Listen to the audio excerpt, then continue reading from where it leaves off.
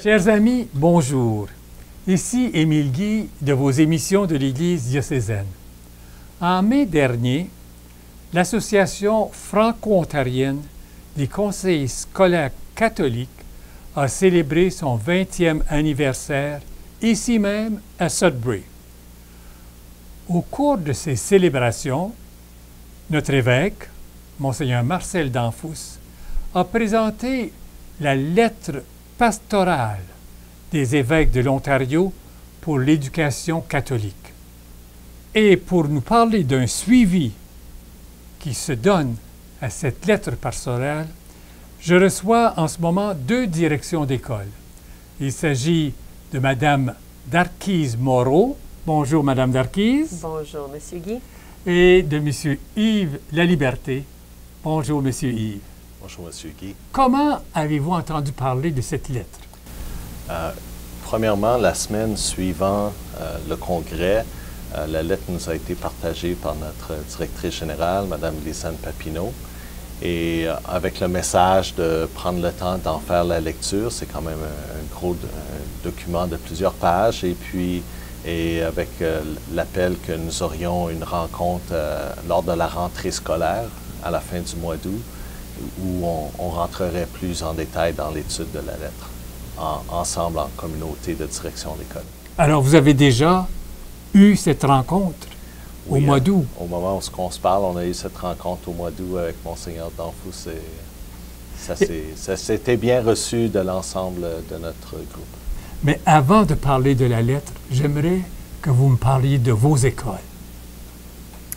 Bien, moi je suis la directrice de l'école élémentaire Saint-Joseph, ici dans le Moulin à Fleurs. Donc on accueille 110 élèves dans notre école avec un personnel zélé qui cherche à répondre aux besoins de nos élèves. Et nous avons quand même une clientèle d'élèves diversifiée. En tout cas, c'est une belle ambiance. Et l'accueil fait partie de notre priorité, surtout au mois de septembre. Donc, nous sommes choyés que tout le monde est là, est en santé et ravis d'être rassemblés à nouveau pour une nouvelle année scolaire. Merci. L'humilité fait toujours un peu un défi en termes de parler de nous, mais je suis bien fier de parler de l'école et du personnel et des élèves.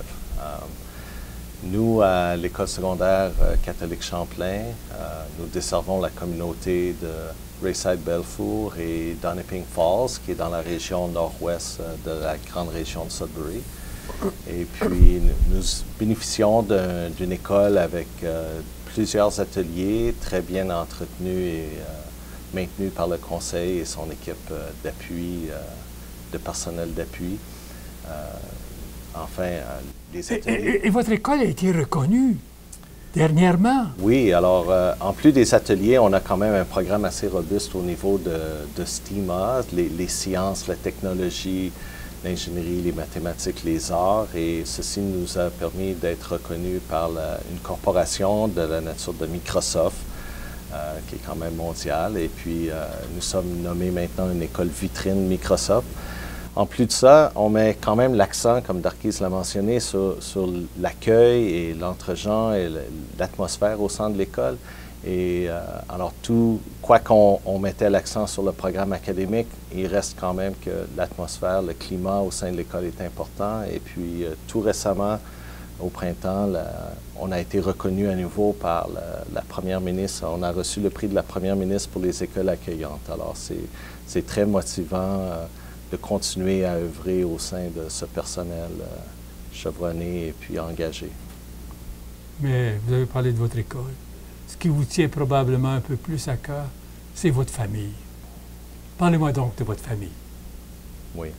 Alors, je suis originaire de la ville de Québec. J'ai grandi au sein d'une grande famille, plusieurs oncles et tantes, de nombreux cousins, cousines. C'était un environnement fantastique en grandissant. Je suis moi-même père de 3 garçons.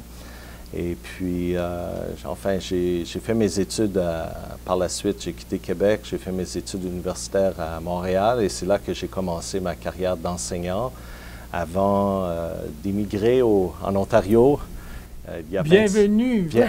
Mais ça fait déjà quelques années. Ans, oui, 25 ans déjà. 25 ans déjà. Cet été. Alors, tu es franco-ontarien. Merci de m'adopter ainsi. Et puis, mes garçons le sont certainement. Et puis, non, c'est depuis... J'ai commencé ma carrière dans la région d'Espanola. J'habitais Sudbury, mais je devais voyager comme plusieurs jeunes enseignants le font. Et puis, par la suite, lors de la création des conseils scolaires francophones, il y a 20 ans maintenant, j'ai eu la chance, l'opportunité de revenir à Sudbury, puis j'ai fait la tournée de plusieurs écoles du CSNO. Alors, l'Héritage, Sacré-Cœur, j'étais même là lorsque la réouverture de l'école secondaire du Sacré-Cœur, sur le site du Sacré-Cœur. Notre-Dame-du-Rosaire et la création de Jean-Paul II, l'école élémentaire catholique Jean-Paul II, qui étaient deux projets très, très intéressants à vivre. Et puis, par la suite, je suis retourné faire la tournée des écoles secondaires, l'Horizon, Sacré-Cœur. Et maintenant, ça fait 6 ans que j'œuvre à Champlain. Et puis, je suis très satisfait et énergisé de continuer ainsi. Et heureux. Oui, je suis très heureux du temps que j'investis auprès de mes collègues et de mes élèves leaders, et puis de l'impact qu'on semble avoir et vu leur réussite qui se fait reconnaître.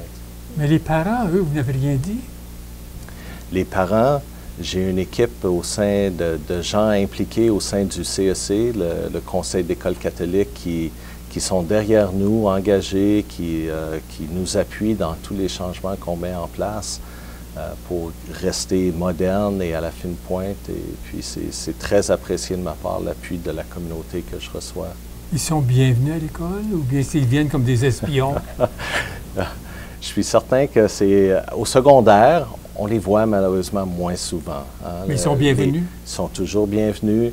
On se fait un plaisir de les accueillir. D'ailleurs, on a un comité d'accueil de jeunes leaders au sein de l'école qui se donnent le rôle d'accueillir les gens chez nous. Et puis, non, c'est qu'au secondaire, les adolescents sont à la recherche de leur indépendance. Les parents essaient de leur donner un certain espace, nous font confiance de superviser leurs jeunes. Et puis, on a tendance à un peu moins les voir, mais ça fait toujours plaisir d'accueillir les parents et de leur donner une tournée et puis de leur expliquer ce qui se passe chez nous. Et Mme Marquise, c'est à ton tour. Merci. Donc, je suis originaire de la région de Sudbury et je proviens également d'une grande famille de grands-parents. Quel endroit précisément? Quel endroit du Nouveau-Sudbury? Nouveau-Sudbury? Oui, donc j'ai fréquenté l'école Saint-Dominique, justement, lorsque j'étais petite, et Félix Ricard, et ensuite le Collège Notre-Dame. Donc, je suis fière de la scolarité que j'ai reçue dans les écoles catholiques du Conseil. Et puis, oui, j'ai commencé ma carrière en enseignement à Hornepayne, donc dans le Grand Nord, et j'ai beaucoup apprécié. Et ensuite, c'est ça, j'ai été choyée. J'ai eu 3 enfants et puis je suis entourée de personnes qui m'appuient énormément. Et j'ai œuvré dans quelques-unes des écoles élémentaires à Hanmer d'abord et avant tout, et ensuite maintenant à Sudbury. Donc, comme directrice depuis? Depuis une vingtaine d'années. Déjà. Toujours à Saint-Joseph? Non, pas toujours. Non, ici à Sudbury, à Saint-Joseph, c'est ma 3e année. C'est bon. Pourquoi avez-vous choisi d'œuvrer dans des écoles catholiques de langue française? Je peux dire que c'est une question très facile à répondre parce que, et souvent on entend les membres du personnel également, et les parents le dire, j'ai été élevée dans la prière et donc pour moi, c'est une priorité pour mes enfants. Donc, je peux parler de moi et dès un jeune âge, avec mes grands-parents qui étaient très pieux, mes parents également, c'était là où j'étais à l'aise. Je fréquentais l'Église et c'était un milieu, une communauté dans laquelle je me sentais bienvenue et très bien accueillie. Et Darky, je t'arrête parce qu'avant l'émission, tu m'as parlé de ta grand-maman, Angéline Gervais, Oui. qui est décédée à l'âge de... À l'âge de 100 ans. 100 ans. Et qui avait toujours son petit carnet de prière à côté d'elle et elle ne le perdait jamais de vue. Elle savait où il était? Elle savait toujours à tout moment Et où tu il m'as était. raconté que... Qu'à un moment donné, l'infirmière l'avait déplacé sur son lit, puis elle m'a dit, regarde au bas du lit, là, tout près de mes pieds. Je sais qu'il est là parce que j'ai vu l'infirmière, elle l'a déplacé et il est là. Et comme des faits, en levant la couverture, je l'ai trouvé. Donc, souvent, lorsque j'allais lui rendre visite, elle aimait prier avec moi et prier avec mes enfants. Elle aimait. Ce sont des très beaux souvenirs. Donc, pour moi, c'était facile de faire un choix. C'était un choix évident que l'école catholique était mon lieu où je voudrais grandir avec le personnel, grandir avec les enfants et les parents. Et Darkis, tu me fais penser à notre pape. Lui, celle qui lui a ouvert les yeux à la foi, c'est sa grand-maman.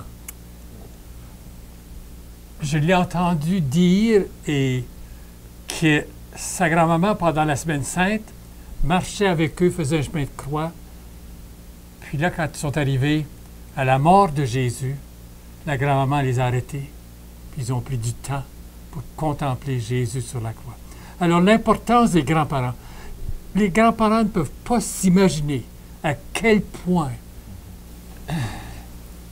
l'Église repose sur les grands-parents. Et les écoles catholiques reposent sur les grands-parents. Et le choix d'une carrière repose sur la grand-maman Angéline Gervais et les autres. Mais je pense à combien c'est important. Alors, vous, les grands-parents, là, n'ayez pas peur de parler de Jésus, de votre foi. Pas juste de parler de votre foi, mais de vivre votre foi avec vos petits-enfants. Maintenant, c'est à ton tour. Je vais profiter pour saluer ma grand-mère qui célèbre son 98e anniversaire de naissance cette semaine. Où demeure-t-elle? Oui, elle est à Québec, Thérèse Rousseau. Alors, on pense à elle et elle aussi est une dame pieuse. Malheureusement, notre émission ne passe pas cette semaine, hein? Mais on va lui dire de regarder cette émission-là et puis qu'elle pourra penser que son petit-fils, Yves, qu'est-ce que tu veux lui dire à grand-maman? Ah, grand-mère, je vous manque énormément. Malheureusement, la distance fait en sorte que je n'ai pas l'occasion de la voir aussi souvent qu'à l'époque. Et puis, mais moi et mes enfants, on pense à toi et on est avec toi cette semaine. Et dans votre cœur. Oui, on n'oublie jamais d'où on vient. Et puis, d'ailleurs, d'où on vient, c'est ce qui m'a amené ici à œuvrer au sein de nos écoles. Quoique j'ai grandi à Québec, il y a quand même des écoles catholiques. Les miennes étaient privées. Alors, j'ai grandi avec les sœurs missionnaires de l'Institut Saint-Joseph-Saint-Vallier. Et c'est où j'ai fait mes écoles, mes études primaires avant de me rendre au secondaire avec les pères du Petit Séminaire de Québec.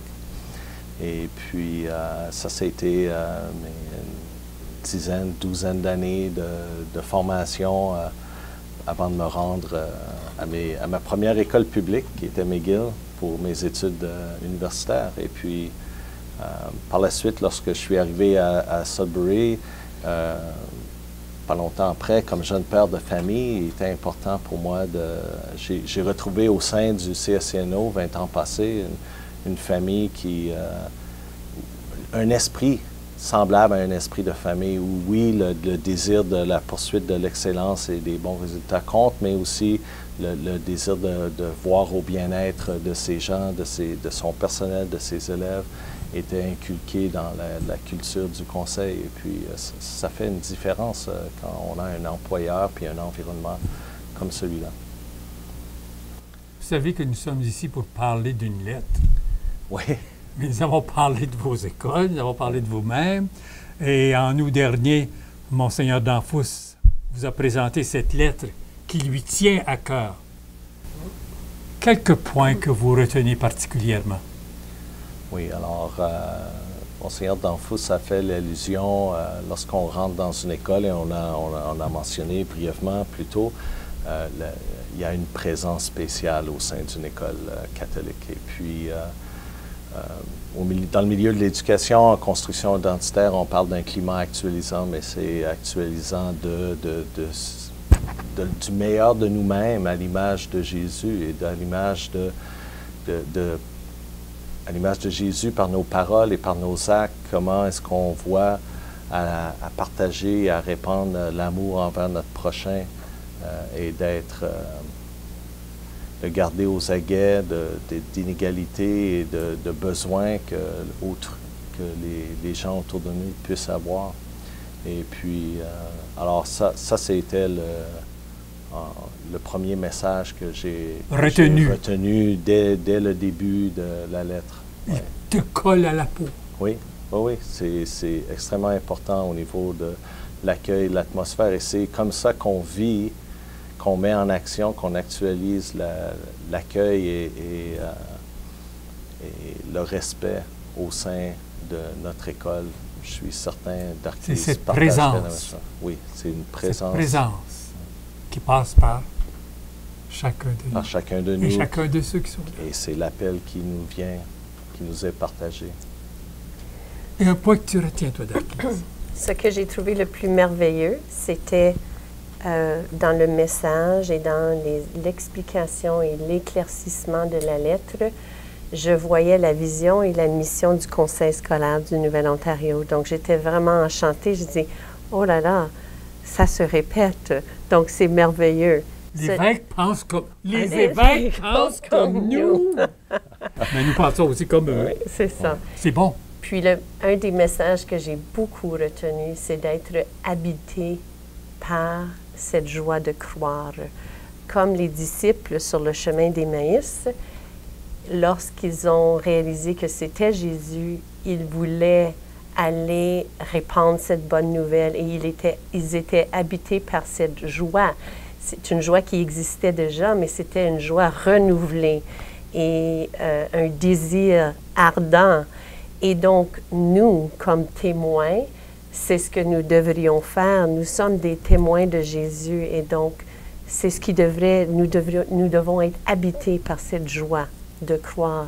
Et les élèves doivent le voir chez nous et en nous. En parlant de joie, de croire, comment pouvez-vous donner un suivi à cette lettre en pensant rien qu'au mot joie? Bien, déjà, on a débuté l'année et l'idée que le personnel a eue lorsque j'ai parlé de la lettre et je l'ai présentée, c'était le moment de prier le matin devrait être le plus beau moment de la journée. Donc, comment est-ce que nous pourrions transformer ce moment-là? Donc, c'est de réunir les enfants et leur permettre d'entendre des témoignages de d'autres élèves ou de membres du personnel, où chacun et chacune puisse parler de leur foi afin qu'eux aussi puissent approfondir la leur. Donc, c'est de se regrouper en grands groupes avec les élèves, avec les membres du personnel, avec les parents, afin que nous puissions vraiment cheminer et grandir ensemble dans notre foi. Donc, vous avez une photo pour ça? Oui, j'ai une photo. Alors, on va la voir. Absolument, vous allez la voir. Nos communautés, la lettre parle aussi de communautés engagées dans le développement de l'espérance et puis œuvrant au secondaire avec nos adolescents qui ont quand même un sens développé de justice sociale. C'est pas juste. Hein, pas rien que justice sociale. Hein? Oui. C'est pas juste, messieurs. Oui. Et puis, alors, je trouve important la façon que c'est communiqué d'avoir un impact sur une communauté plus grande. Et puis, chez nous, les jeunes, oui, c'est commencé. Alors, aujourd'hui, cette semaine, ils s'inscrivaient pour une activité qui va quand même avoir un impact sur la communauté locale de Sudbury. Et puis, ça a à faire avec la charité et d'appuyer son prochain. Alors, les gens de la rue. Et c'est une des grandes activités. Les 2/3 de l'école se sont inscrits pour participer à l'activité qui se passe après les heures d'école, pendant la nuit. Et puis, c'est grandement... Qu'est-ce qui se passe? Les jeunes vont passer la nuit coucher dehors comme des sans-abri. Ils vont avoir une expérience supervisée par plusieurs membres du Ça s'est déjà fait dans le personnel. passé, hein? Alors, on peut les voir à l'écran, là. C'est ça, on les montre à l'écran. On vous montre des photos des années précédentes et puis c'est très populaire. C'est une activité attendue de la communauté. Elle est reconnue dans la communauté et à chaque année, il semble être un record et cette année ne sera pas différent, selon moi. Et en même temps, ça peut être local, tout comme c'est au niveau mondial. On a un voyage humanitaire qui est en développement. Ils quittent pour le Guatemala au mois de mars et où ils vont aller vivre au sein d'une communauté. Les élèves en groupe de 2 vont vivre au sein de familles, être hébergés auprès d'eux. Et puis, habituellement, ils travaillent au sein d'un projet communautaire, de développement d'un centre ou d'une école. Alors, c'est vraiment important de mettre en œuvre auprès de notre personnel, de nos élèves, de notre communauté, cet engagement envers l'équité sociale autour de nous pour faire en sorte que le monde meilleur est en place après notre passage. Quelque chose d'autre que vous aimeriez ajouter comme suivi? Comme suivi, ce serait aussi les messages que nous voulons véhiculer aux parents, parce que les parents sont tellement un partenaire important dans la communauté école. Donc, les suivis que nous voulons faire avec les parents, c'est vraiment qu'ils reconnaissent également qu'ils sont les premiers éducateurs des enfants et nous savons que nos enfants ont une soif des valeurs. Ils veulent s'accrocher à quelque chose. Donc, comme parents, comme communauté, prions avec nos enfants, que nos enfants nous voient prier, que l'on puisse valider les valeurs et puis les enseigner et les vivre et les célébrer ensemble. Je trouve que c'est un message que nous devons transmettre à nos parents et nos élèves également. Comme suivi. Comme suivi. Tu m'as parlé d'une dame qui a failli ne pas inscrire ses enfants à l'école Saint-Joseph. Parle-moi donc un peu de cette dame. Bien, je connaissais d'ailleurs, elle disait qu'elle était catholique et une croyante et malheureusement, elle ne l'avait pas inscrit à notre école, donc ses 2 enfants à notre école et donc je lui ai dit, mais voyons, vous voulez absolument que votre enfant puisse continuer à grandir dans sa foi. Et elle a dit, mais je me culpabilise, je ne fais que prier et on ne va pas à l'église. J'ai dit, ça va. Si vos enfants vous voient prier, c'est merveilleux. Déjà, c'est déjà un apprentissage. Déjà, vous les formez pour être des enfants et des adultes catholiques qui vont grandir dans cette foi-là. Et donc, pourquoi ne pas les inscrire chez nous où ils pourront être mieux, avoir des connaissances par rapport à la Bible et qui est Jésus et vivre d'autres expériences par rapport à leur foi. Donc, permettez-nous de renchérir ce que vous faites déjà à la maison et on va pouvoir travailler ensemble pour le bien de votre enfant et qu'il vive chez nous dans une école catholique. Je pense que c'est le choix à faire. Un message que vous aimeriez donner aux parents et aux enfants? Bien, aux parents, c'est un remerciement pour la confiance qu'ils placent en nous en tant que premiers éducateurs de leurs enfants. Ils sont nos partenaires véritables avec l'école et avec notre équipe école. Et puis, c'est vraiment, on se doit de reconnaître la confiance et c'est vraiment une décision importante que de placer ces enfants à l'élémentaire. On parle d'une période de 10 ans. Au secondaire, c'est des adolescents. 4 ans, ça prépare le post-secondaire. Alors, c'est des choix judicieux et on reconnaît puis on apprécie beaucoup le partenariat qu'on a avec nos parents. Alors, merci aux parents de la confiance. Oui. Absolument. Et on réalise que ce travail d'équipe-là est super important.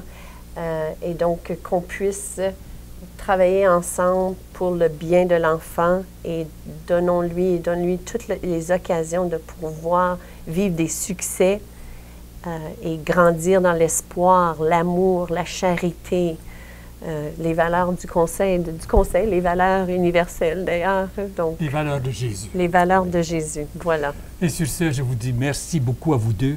Je vous félicite d'avoir choisi une carrière dans un des domaines les plus importants afin de bâtir un monde meilleur. Mais malgré ça, j'aimerais que tu nous parles de tes petits qui sont venus au congrès en mai dernier. En mai dernier, ils sont venus présenter lors de la soirée, la première soirée d'accueil. Et c'était vraiment merveilleux. Les élèves sentaient comme s'ils avaient une mission à accomplir. Et ils allaient parler de Jésus. Jésus, comment on croyait en Jésus dans l'ancien temps et aujourd'hui comment. Puis c'est pas différent. C'est que peu importe les années qui se sont passées, Jésus est toujours présent en nous et avec nous. Et donc, à la fin de la petite pièce de théâtre qu'ils ont créée, ils ont chanté une chanson et c'est « Oui, Jésus m'aime, la Bible me le dit ». Écoutons-les. Écoutons-la, absolument. Merci beaucoup, chers téléspectateurs. Au revoir, à une prochaine.